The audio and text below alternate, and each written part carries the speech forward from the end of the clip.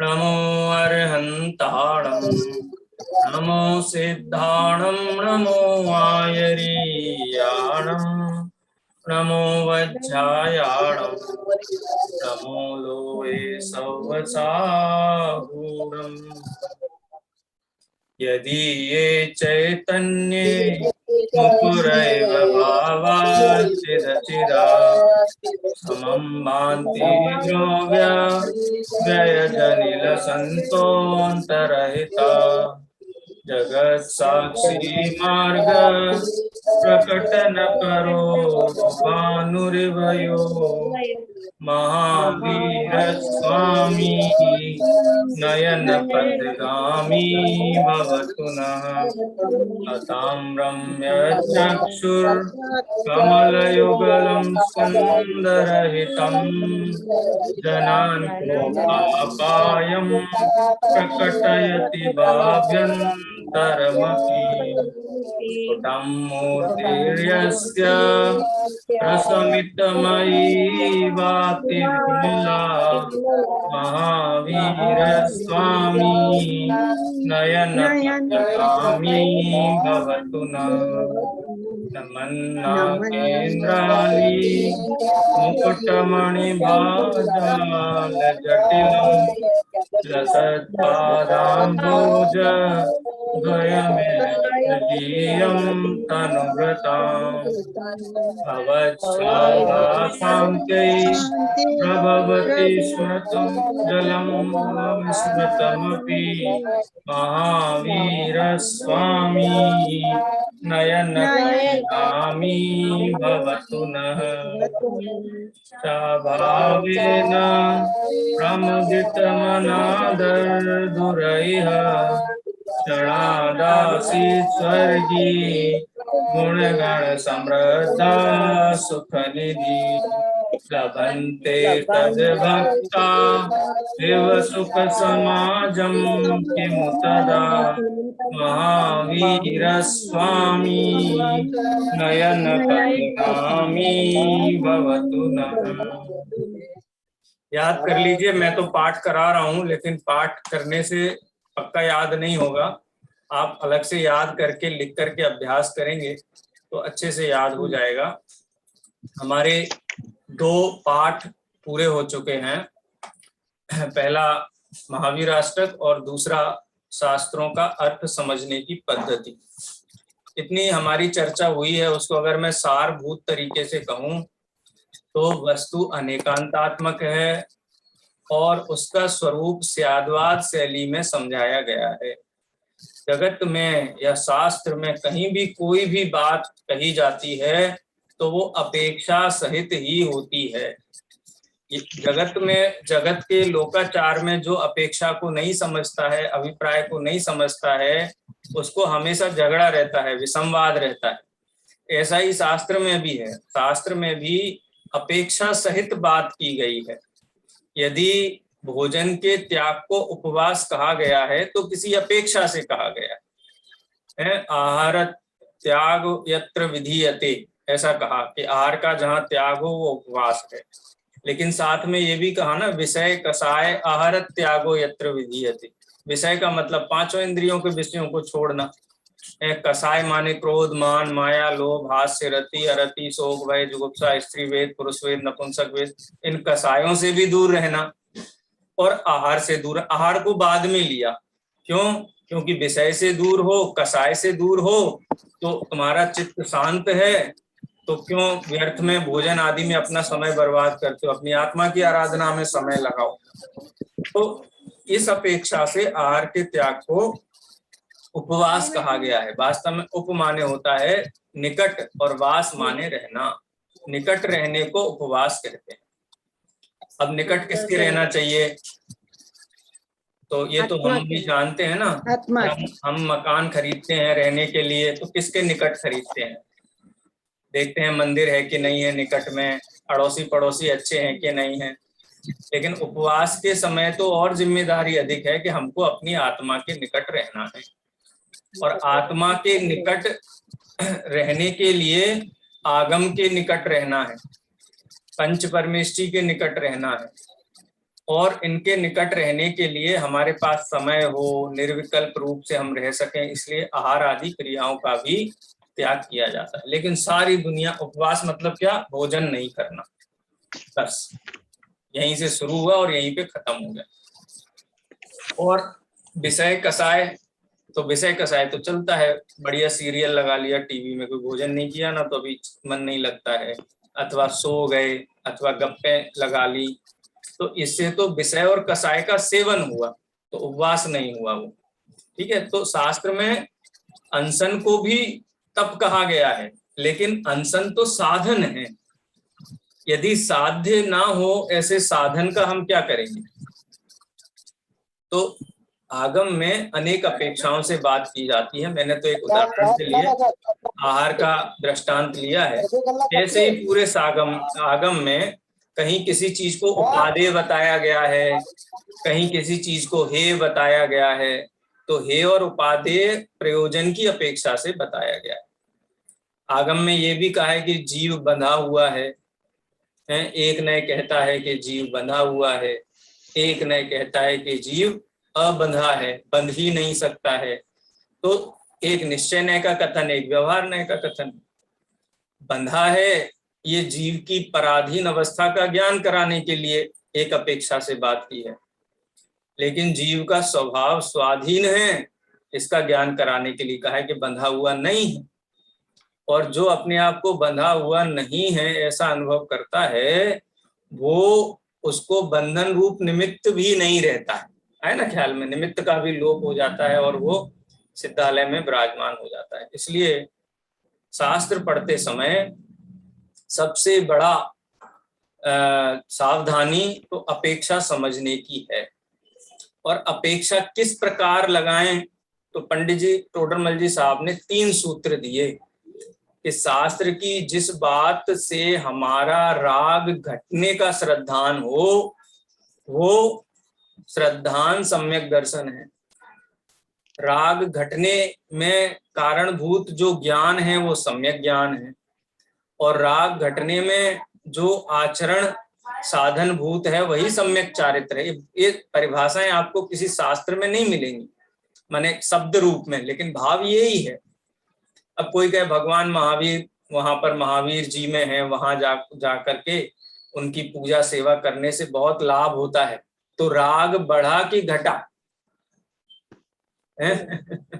अरे राग तो छोड़ो, शुभ राग तो छोड़ो, अशुभ राग हो गया, अशुभ भाव हो गया, ग्रहित मिथ्यात्व हो गया। ग्रहित मिथ्यात्व हो गया। सही है रूपा बहन, ग्रहित मिथ्यात्व हो गया। तो राग तो छोड़ो, पाप बढ़ गया। तो ऐसी बात किसी कहीं लिखी हो, किसी पुस्तक में लिखी हो, तो हम उसको शास्त्र माने। जैसे हम को खलु शुद्धो आचार्य कुंकुन देव की गाथा शास्त्र में लिखी हुई है, कोई ग्रहित मिथ्यात्व की बात लिखी, क्या दोनों का हम एक जैसा माने? आचार्य देव तो ये कहते व्यवहार नय के कथन को भी अभूतार्थ है, सत्यार्थ तो निश्चय नय का कथन है। फिर ग्रहित मिथ्यात्व की बात तो बहुत दूर रह गई। और जो जीव व्यक्तिवादी होकर के या शब्द मूढ़ होकर के शास्त्र का अभ्यास करते हैं, वो राग का अभाव करके वीतरागी नहीं हो पाते। इसलिए सावधानी क्या रखनी है? अपेक्षा समझ करके शास्त्र का अभ्यास करना। और अपेक्षा समझने से प्रयोजन क्या सिद्ध होना चाहिए? संसार का अभाव, राग का अभाव, वीतरागता की प्राप्ति। लोक में प्रवृत्ति कराए ऐसा शास्त्र होता ही नहीं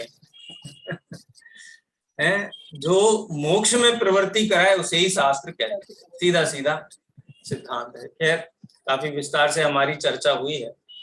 इसी अनुसंधान में एक ये पाठ और है, पुण्य और पाप का। पुण्य और पाप में भी गड़बड़ी क्यों होती है?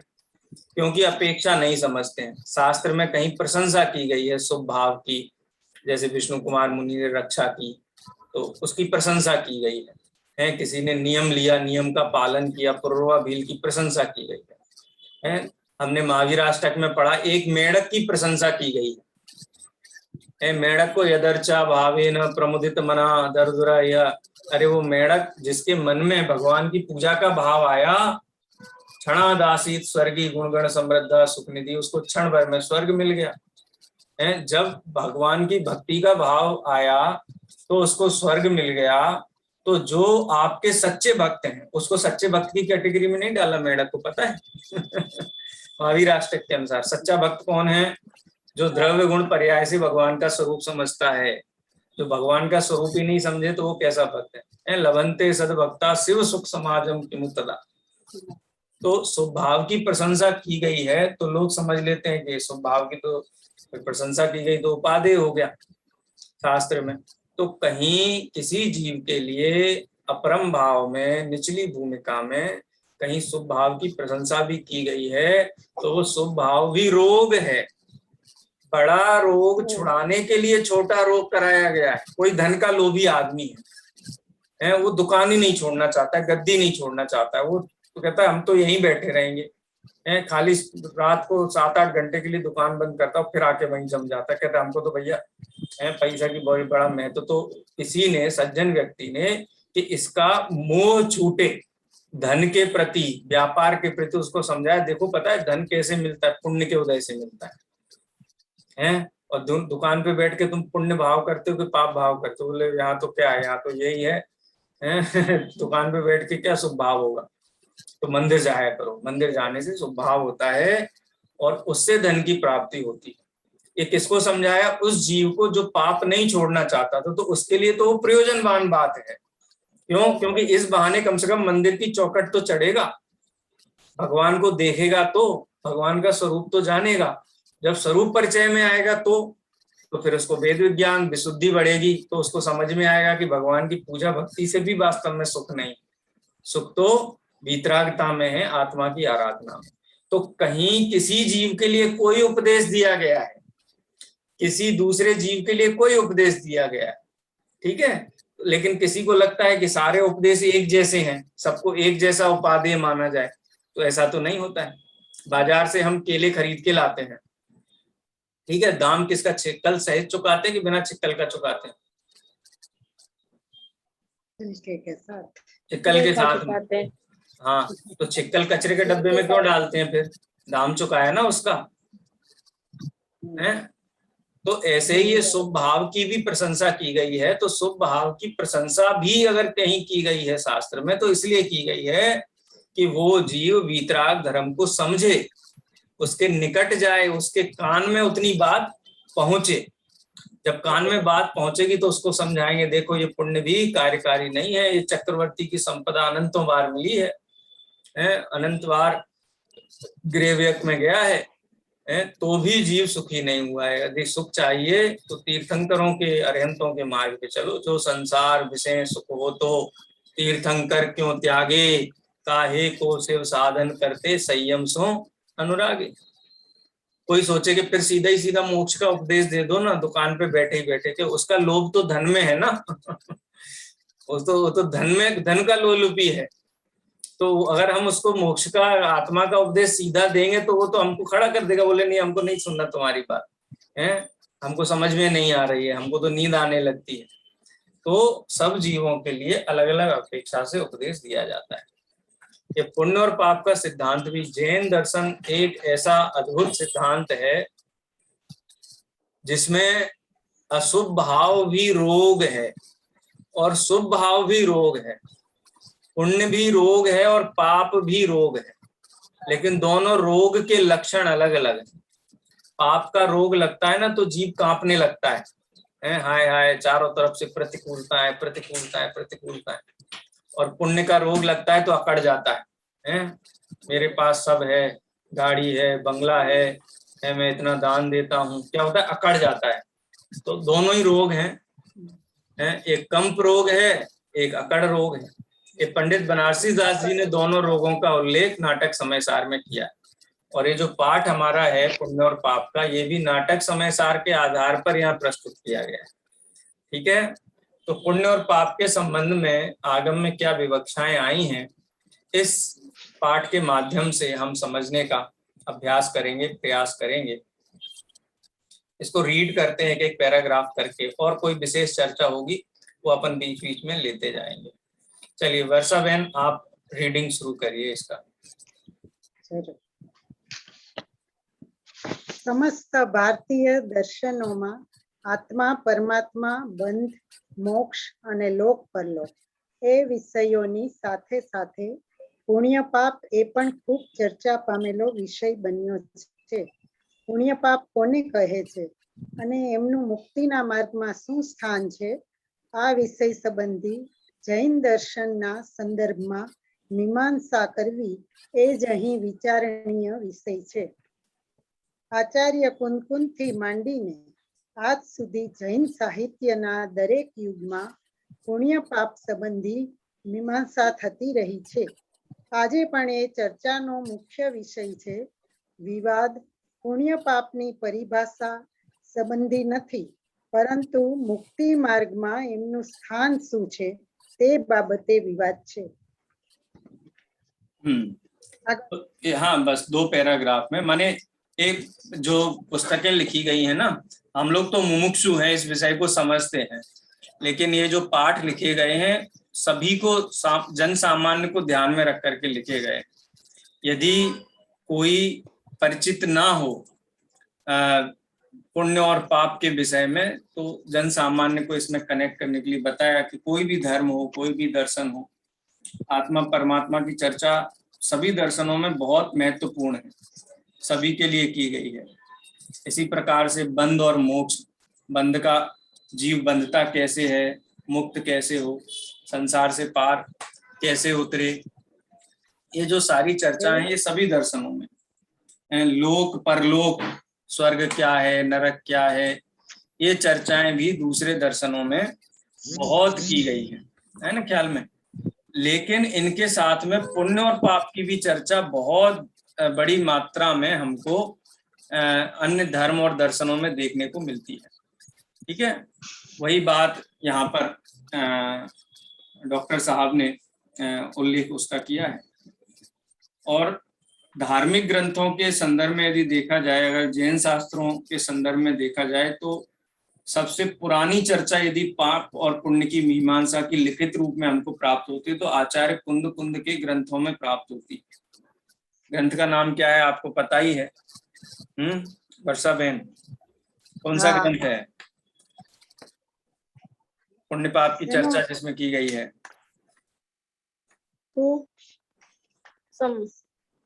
समय सार। समय सार का कौन सा अध्याय है? पुण्य पाप एक, हाँ, पुण्य पाप अधिकार, पूरा अधिकार का ही नाम दिया है। आचार्य कुंद देव ने 13वीं गाथा में जब उल्लेख किया जीव अजीव संवर जीव भूदत्थेना विगदा जीवा जीवा पुण्य पावम या आसव बंधन संवर आसव निज्जर आसव संवर निज्जर बंध मोक्षो व बंध मोक्षो या सम्मतम भूतार्थ नय से जाने हुए जीव अजीव पुण्य पाप आश्रव संवर निर्जरा बंध मोक्ष, ये सम्यक तो है। भूतार्थ नय से जाने हुए ये सम्यक तो है। भूतार्थ नय माने इनका यथार्थ स्वरूप। भूतार्थ नय से जानने का मतलब क्या है कि इन सभी में जो चैतन्य भगवान आत्मा है वह मैं हूँ। ये 9 तत्वों में छिपी हुई जो चैतन्य ज्योति है, उस चैतन्य ज्योति का अवलोकन करना। तो सबसे पहले आचार्य कुंद देव के ग्रंथों में ये चर्चा आती है और ग्रंथ का नाम है समय सार। ठीक है, और अधिकार कौन सा है? पुण्य पाप अधिकार है। और सबसे पहली गाथा में आचार्य कुंद देव कहते पुण्य पाप की चर्चा करते हुए कि जैसे लोहे की बेड़ी बांधती है वैसे सो कम्म सुशीलम तहा सो कम्म कुशीलम, शुभ कुशील है अशुभ कर्म कुशील हैं, दोनों ही संसार में प्रवेश कराते हैं, कैसे कहें कि सुशील हैं। तो सबसे प्राचीन चर्चा आचार्य कुंद देव के ग्रंथों में पाप पुण्य अधिकार में मिलती है।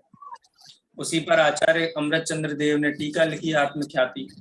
उसमें कलश आए, उन कलशों को पांडे राजमल जी ने देश भाषा में टीका लिखी और उसके आधार पर पंडित बनारसी दास जी ने नाटक समय सार ग्रंथ लिखा। और नाटक समय सार ग्रंथ को आधार बना करके डॉक्टर साहब ने ये पुण्य पाप नाम का अध्याय यहाँ पर लिखा है। पंडित बनारसी दास जी ने जो लिखा है उसका नाम है पुण्य पाप एकत्व द्वार। क्योंकि नाटक है ना, नाटक में क्या होता है, द्वार से प्रवेश करते हैं पात्र और अपना भूमिका पूरी अदा करके अपना खेल दिखा करके बाहर निकल जाते हैं।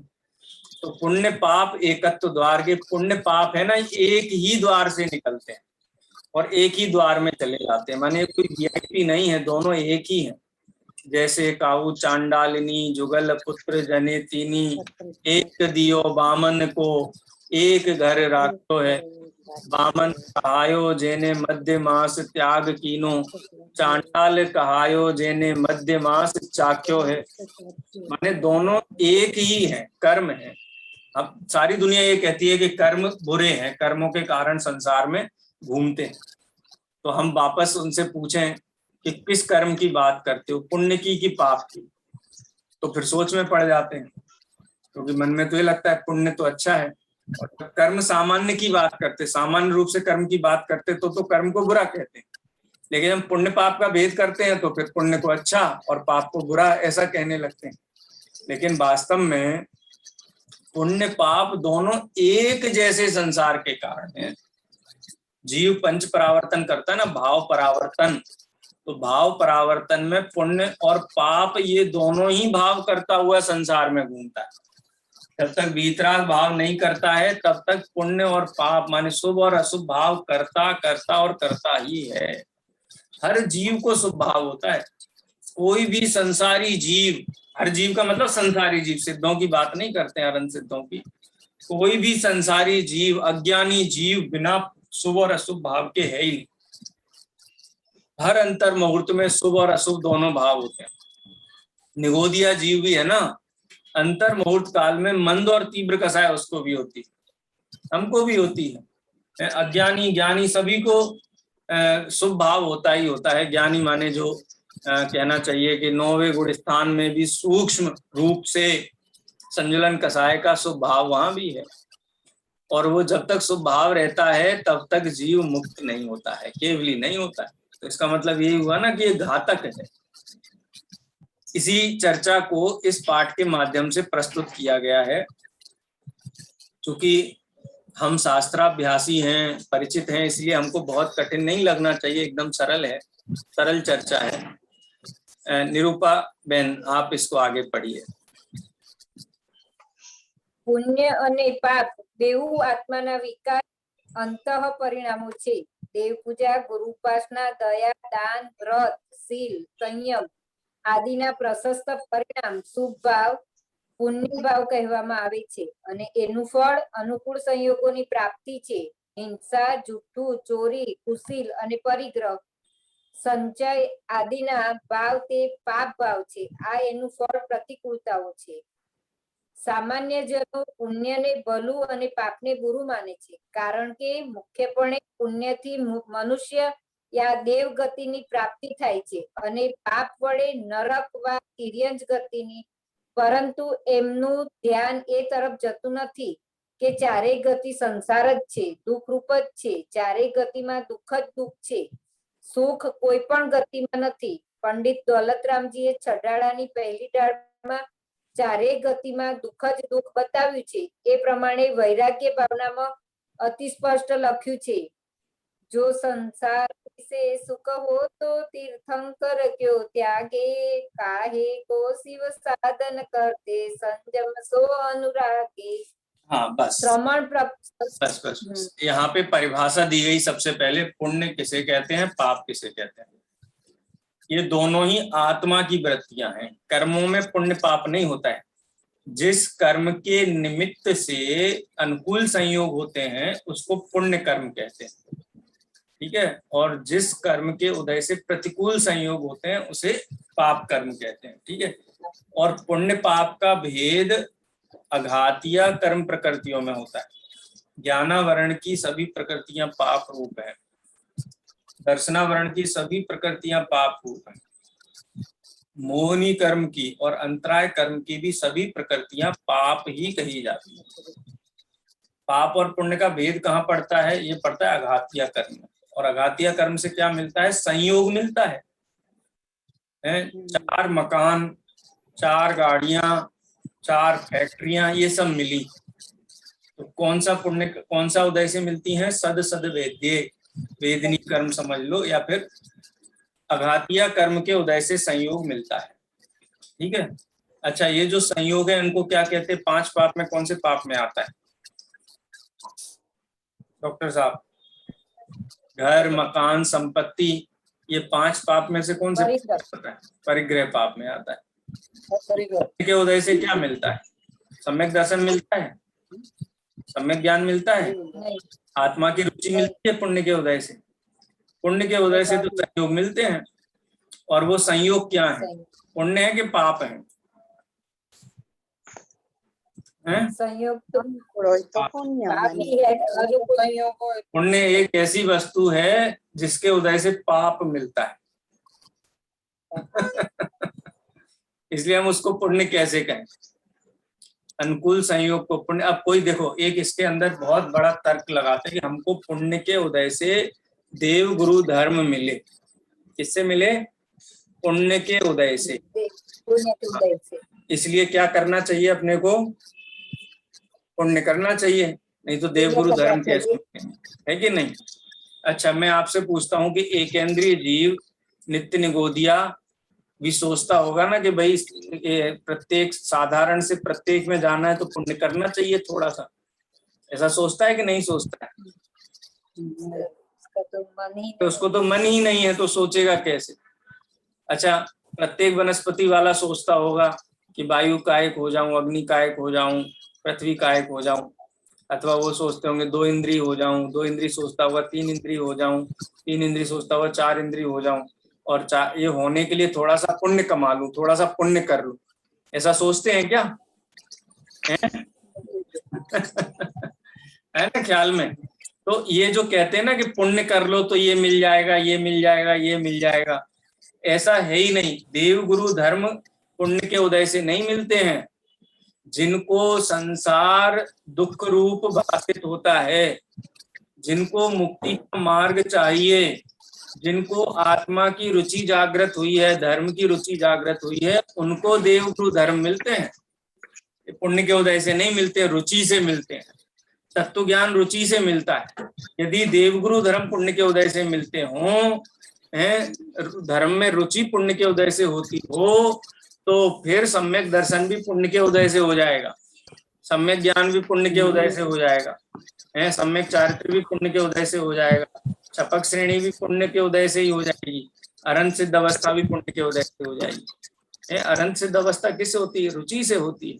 सच्ची रुचि माने सच्चा ज्ञान, सच्चा ज्ञान और सच्चा चारित्र। तो इसके पुण्य तो मात्र संयोग पैदा करता है, और संयोगों में ना सुख है और ना दुख है। संयोगों में रुचि करने वालों को संसार है, और संयोगों की दृष्टि न रखने वालों को मोक्ष होता है, मोक्ष मार्ग होता है। तो फिर पुण्य का क्या करें हम?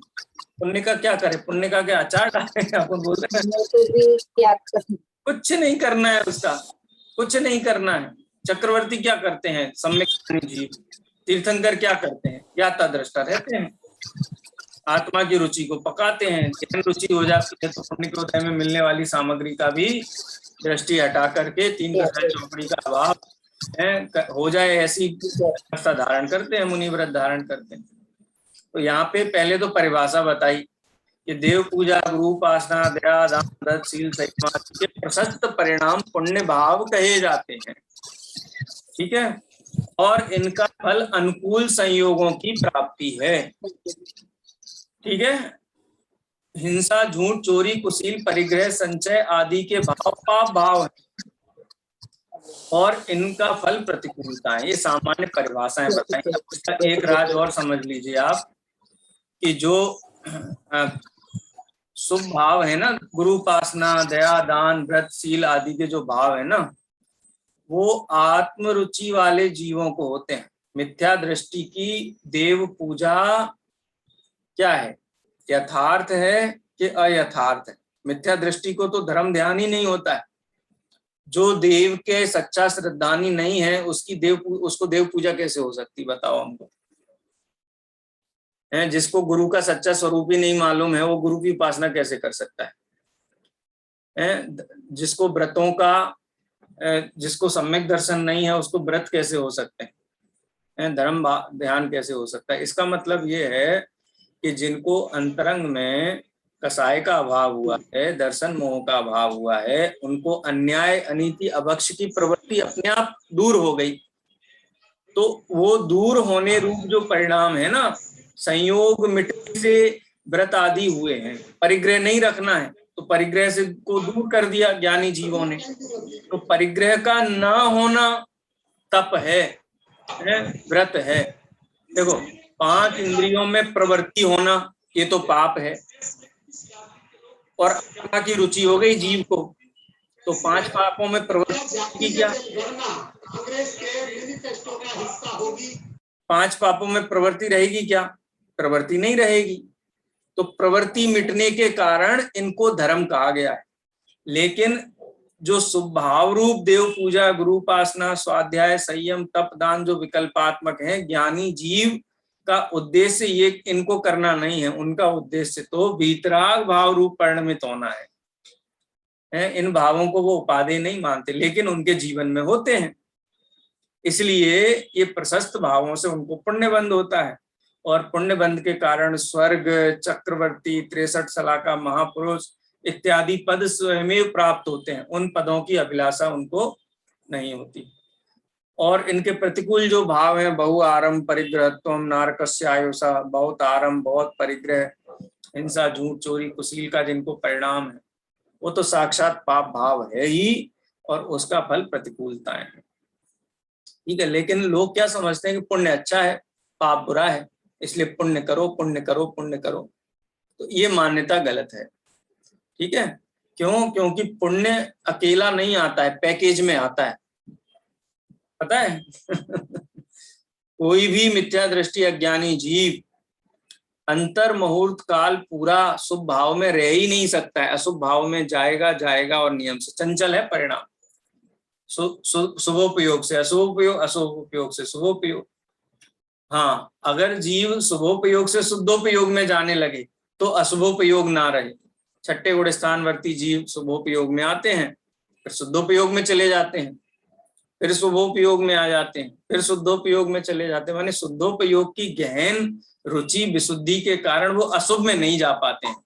लेकिन कोई जीव खाली शुभ भाव का संचय करना चाहे तो नहीं कर सकता है। नियम से अशुभ भाव होता ही होता है। और दूसरी बात, शुभ भाव के काल में भी ज्ञानावरण का बंद होता है कि नहीं होता है? दर्शनावरण का, मोहनी का, अंतराय का, तो ये तो सब पाप रूप ही है। तो शुभ भाव के काल में भी किसका बंद होता है? तो ये पैकेज डील है, पैकेज में आती है। इसलिए सोच लो क्या चाहिए अपने को। शुभ भाव के साथ पाप बंद भी होता ही होता है। अकेला पुण्य बंद हो ऐसा होता ही नहीं है। देव की आयु भी मिलेगी तो तै चय थावर तन धरे, यों परिवर्तन पूरे करे, हैं, फिर एक इंद्रिय में चला जाएगा। इसलिए पुण्य अच्छा है, पाप बुरा है, ये मान्यता खोटी है। यदि पुण्य अच्छा होता तो पंडित दौलत राम जी ने विषय चाह दावानल दयो, मरत विलाप करत दुख सयो, कि देवगति के जीव कैसे होते हैं। हमको तो ये लगता है देवगति में पुण्य का उदय होता है। एक सामान्य धारणा है, कहाँ जाना है कि देवगति में जाना है, नरक में जाना है, नरक में नहीं जाना हमको, त्रियंच में जाना है, त्रियंच में भी नहीं जाना। कहाँ जाना है हमको? तो देवगति में ही जाना है। ये देवगति का संकल्प रखने वाले जीव महामिथ्या दृष्टि जीव हैं। हैं, ज्ञानी जीव तो ये कहते हैं कि हम तो अपनी आत्मा में जाना है बस। है, राजा श्रेणिक से पूछा जाए कहाँ जाना है तो क्या जवाब देंगे? हैं मिनल बेन, राजा श्रेणिक से पूछे अपन कहाँ जाना है? राजा श्रेणिक थे ना, कहाँ है अभी मिनल बेन? क्या छे राजा श्रेणिक हवे? नरक में। नरक में। उनसे अपन पूछे कहाँ जाना है तो क्या जवाब देंगे? हैं? मोक्ष जाना। वो कहेंगे देखो ना तो हमको नरक में जाना है, ना स्वर्ग में जाना है, ना त्रियंच में जाना है, ना संसार में रहना है, ना मोक्ष में जाना है। हम अपने शुद्ध बुद्ध चैतन्य प्रभु आत्मा में रहना है बस। जहाँ ले जाना है ले जाओ, जहाँ जो संयोग मिले तो मिले। हमको संयोग से कोई भय नहीं। ये लोक भय, परलोक भय, अगुप्ती भय, रक्षा भय, अकस्मात भय, वेदना भय, कसाय भय, कोई भय नहीं हमको। हमको कछु भय ना रे, जान लियो संसार। बोले नरक में चले जाओगे, बोले चले जाएंगे, उसमें क्या है, संयोग है, हो जाएगा। लेकिन त्रिकाली ध्रुव आत्मा से मैं च्युत नहीं होऊंगा, उसमें मैं रहने वाला हूं, है ना ख्याल में। तो ज्ञानी जीवों को तो एकमात्र त्रिकाली ध्रुव का ही आराधना, विकल्प में है तो विकल्पात्मक आराधना, और त्रिकाली ध्रुव में है तो निर्विकल्प आराधना, कि ये गति हो जाएगी, जो होगी सो हो जाएगी, जो केवली भगवान के ज्ञान में झलकी होगी सो हो जाएगी। हमको कहीं जाने का कोई संकल्प विकल्प नहीं है।